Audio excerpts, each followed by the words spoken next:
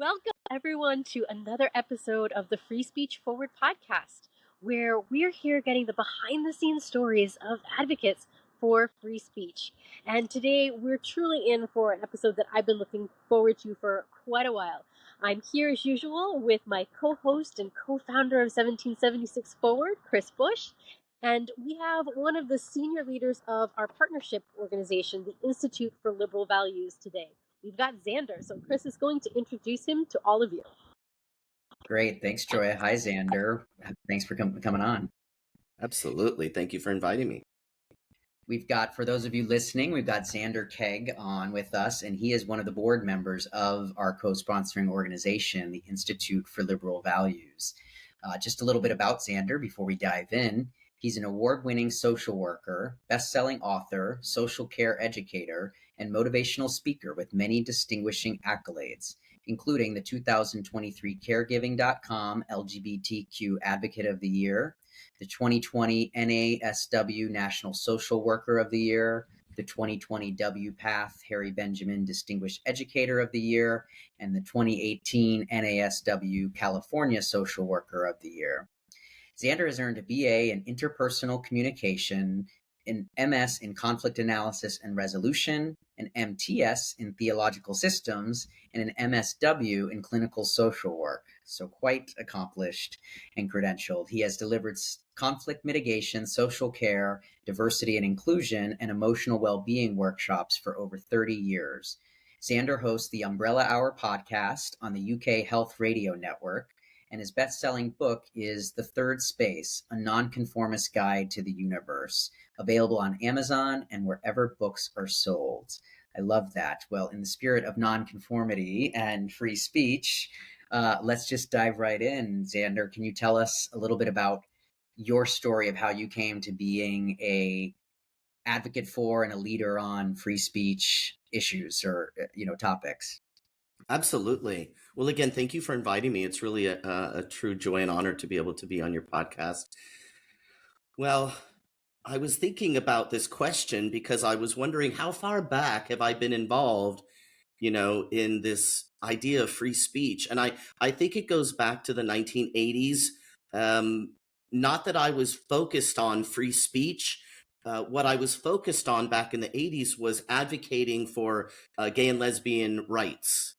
Right? Because as people might remember, in the 1980s in the United States, there still wasn't equal rights. There wasn't same-sex marriage. There wasn't legal adoption in all 50 states. There wasn't the ability to serve in the U.S. military openly, right? There were a lot of things. People could lose their job. They could, be shown out the door of a restaurant, right? Things were very different back in the 1980s. So I was involved in, just small efforts within the local gay and lesbian community, primarily lesbian community. I am a trans man, so I was lesbian in my previous, my earlier life. And so I was very much involved in that community. And so that was advocating for, those basic rights. They weren't articulated in that way, right? It wasn't really until the 90s that same-sex marriage was being pioneered. In the 80s, it was that I was losing my gay male friends. They were dying of AIDS. And so that was what was happening at that time. And there wasn't money. There wasn't money. No money's coming from the government to care for those individuals, and their families were disowning them. And so there really was the rallying behind. I was much more of a radical at that age. I was never part of ACT UP, but I was involved more in I guess what you'd call street activism. And so that was my start. And so I didn't think of it as free speech. I was back then, it was because of our right to freedom of speech that I was able to articulate those wishes and desires and make those demands, right, as part of a community. And so I really, when I look back, I'm like, well, I really appreciate that was afforded to me. I'd say if I move on a little bit from that, it was also, I went into the U.S. military. I served in the United States Coast Guard, which was at the time the Department of Transportation. It's a domestic service for the most part. It's a peacekeeping military. And I registered as a conscientious objector. And so that's a way that I was able to, present myself. That was a type of freedom that I had that was maybe speech and conscience oriented, right? Yeah. I was able to claim that and still be able to serve in the US military. A lot of people think that if you're a conscientious objector, you don't serve in the military. If drafted, you go into an alternative. That And was that my is true. There's two kinds of conscientious objectors, those who won't serve in the military and those who will. I'm the type who will, so I went into the military. When I came out of the military, I was involved in an organization called Veterans for Peace, and we were articulating non-military options to high school students in case they were feeling like they had no other alternative. It was either stay in this bad house or bad neighborhood or bad community with poor job outcome, potential, or serve in the military. It's like, oh, here's all the other alternatives that were available to you. And so it kind of went from there, but it was within that LGBT or gay and lesbian at the time. And then also through my military service and my veteran experience. That was the beginning of my route into really, what I'm doing now. I love to hear from your story that it's really your experience relying on the fact that we had freedom of speech that was what was able to enable you and empower you to be an advocate for the causes that you cared about.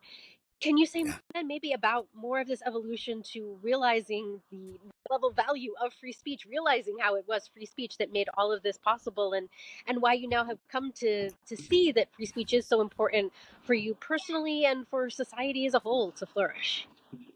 Absolutely. Well, even though it's a guaranteed right in our Constitution, there are qualifiers around that, right? It's not, you can't say anything you want, right? We've learned over the, passage of time that there are limits to that. And when back in the 80s, when there wasn't equal rights between gay and lesbian people and the rest of society, there were consequences for speaking, right? They could be interpersonal, right? You could lose friends, lose family, but they could also be broader than that. People were losing jobs for speaking on these topics. They were facing, verbal harassment. Just, like if I was out at an event and we were, making demands or asking for things or bringing up topics that people didn't want to hear, oftentimes there would be a very hostile, reaction from the people that gathered near us, or in some cases around us, right? It would be very hostile depending on where I was and what the topic was. So there were consequences, but there was a sense in which that I knew, and I think the bulk of us knew, that we were protected. At least so we were protected from the government infringing on that right. Sure. And we were protected in other ways by being harassed by, the people standing around us, right? If they were harassing us or if they put their hands on us, threw something at us. But at the same time, that didn't necessarily mean that the police were going to follow up on it. So there was always the risk that there could be violence, and I guess for some reason, it made it all that much more important. Yeah. Right? That ultimately there would be this recourse if necessary. Right? If necessary, we could challenge what was happening to us and we'd be able to hopefully persevere because we had the law on our side. Now you can see over time, what was happening. And, it's not as if gay and lesbian people started demanding, equality and rights in the 80s. It was happening in the 70s, the 60s, the 50s. So it wasn't as if we had, started something necessarily, but with each decade, I think more and more people joined on. The topics became, broader and broader, affecting more and more people. And so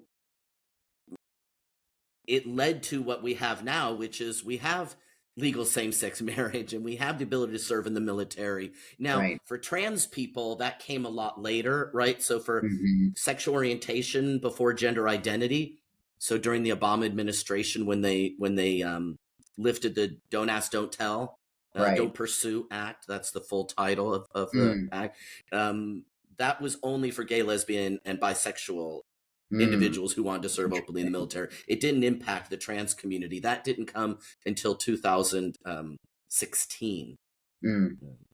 So yeah. Yeah, well, and you know, it's obviously not the exact same experience or analogy as in the 80s, 90s for the LGBT community, but you know, a big part of why even we started this podcast and the emphasis on free speech is that, you know, those kind of broader either personal or societal consequences or canceling from speaking up and speaking your voice continue, and have kind of metastasized in new ways on a whole host of issues or you know targeted Americans. So you know, definitely can relate, and that's why we are here to tell these stories. So appreciate that.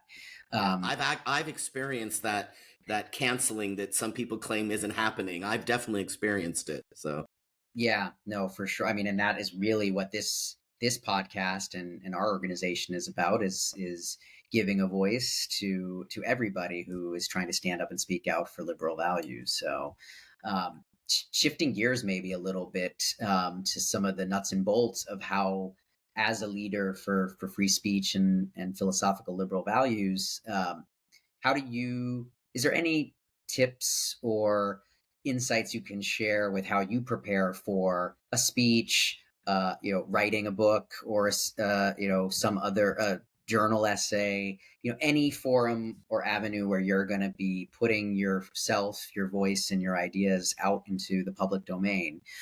What do you do to prepare? Any kind of useful tools on how you are an effective communicator and leader on those issues? Oh yeah, great question. I love that. Well, I have my bachelor degree is in speech. So the emphasis was interpersonal communication, but I had to take a lot of speech classes as part of a speech major. And so I would say for me, that's a basic grounding. However, I started talking in front of crowds. I wouldn't say I gave speeches, but I stood in front of large rooms of people and spoke to them when I starting at the age of 10. My father was a workshop presenter, and he would present these workshops with adults. And he had this idea that, you know, what if I put my kid up on the stage and have them tell the people in attendance stories about things or answer their questions? He just wondered what would happen, you know, if he did that. And so I guess I was a natural. I just took to it. And so I've been doing public speaking since I was 10 years old. Oh, wow. And, you know, so much so I was such a talker, you know, just to go a little off track, I was one of those kids that would get sent home with the talks too much or too talkative little notes. I think I got that once or twice. Yeah. And I thought, you know what? I've always had the idea, but now it's too late. I'm too old to do it. The teachers aren't there anymore. But I always had this idea that I should go back to that school and say I got a degree in speech. I led a speakers bureau. I got awards for my speaking. You know, like, how dare you? Punish me for speaking. That's right. It's a little bit like within me. There's a little bit of that kind of antagonism. Oh, sure. Yeah. It's a drive. So, you know, one of the things that I was taught, there are some things that I was taught in my speech classes to prepare for speeches. And so one of them is to eat bananas the morning of, because it's good potassium and it helps to decrease the jitters. Also to do a shake it out kind of exercise. So I do these things, right? I don't get the jitters, so I don't eat bananas, but I do this shake out exercise where I shake my arms and legs, starting from like the top all the way, and I like kind of flick the energy at my fingertips as I'm doing that, and the same thing with my feet, just to basically, because the energy balls up in our stomach area. It's just the adrenaline coursing through us, and so if we leave it there, we feel the quote butterflies in our stomach, right? But if we can, move our arms and legs pretty vigorously, it takes that energy and it can put it out into your limbs. And the reason we want the adrenaline to be there, we don't ever want to not have that adrenaline, because then we're going to be really boring, because we're going to sound very monotone. We won't be engaging. We won't be emoting as we're speaking. And so that's really important. Another thing I was taught is that you should become very well informed about what you're going to speak about. So today I'm speaking about myself mostly. I'm very well informed about myself. But if I was going to be speaking on, some topic that I needed to study up on, I would prepare for my speech. I also was taught not to we don't write speeches, right? It's not a script. In speech class, it's an outline. So I still use outlines when I speak, just bullets, for what I want to cover. Nothing that I'm going to be reading from, right? Sure. Not like you see with the politicians and their teleprompters where they're reading a script verbatim. Well, at least they're supposed to. A lot of them go off the the Although lines. in some ways that's kind of practicing what you're preaching, so that's actually better in theory. Right. And then I tend to make sure that whenever I'm invited to do a speaking engagement, whether it's motivational speaking or a plenary or a keynote, something like that, or when I'm doing a workshop, I'm only going to do it if I'm speaking about a topic that I feel some sort of interest in, passion in, investment in. Otherwise, I'm not going to have the energy. I'm not going to bring the energy to it. So I'll say to people like, it's a risk to say no to gigs, right? When people are offering them to you. But if you don't have the passion behind them, you're probably not going to do a very good job, and it's not going to come across very well, and people might not like it. So it's better to say no to something like that than yes, because, once you do something that's not done well, it follows you. Right? You're not going to get a good, review from that person or a referral, right, to another, organization or company or school or whatever it is you want to talk to. And I think I've been quite successful because I have received a number of awards specifically for my speaking that aren't in my bio. And so I'm like, well, it's working for me, so I'll keep doing it. Yeah. But I always want to let people know, like, the adrenaline is releasing in your body to give you energy. So a lot of people will call that, I'm nervous, I'm anxious. It's just adrenaline. Just learn how to get comfortable with adrenaline. Shake it out, eat the bananas, take some deep breaths. It'll be okay. Yeah. Thank you. This has been like a mini masterclass for our audience. That's what I was just thinking. And it leads perfectly into our last question, which we really want to, for people in our audience who need that inspiration and that motivation because they're struggling to find their voice, to speak up. You've given them some wonderful skills and tips to practice, but what can you say to help motivate them when there is that resistance to standing up and speaking out? Well, first off, I'd say find like-minded individuals and organizations. That's what I did, right? When I was coming, into contact with people who were upset with what I was saying, I went and I sought out other people, and I sought out organizations that had a similar message. And so I'd say that'd be the first thing that I would recommend. And also to know that you're not alone, right? It can feel very isolating.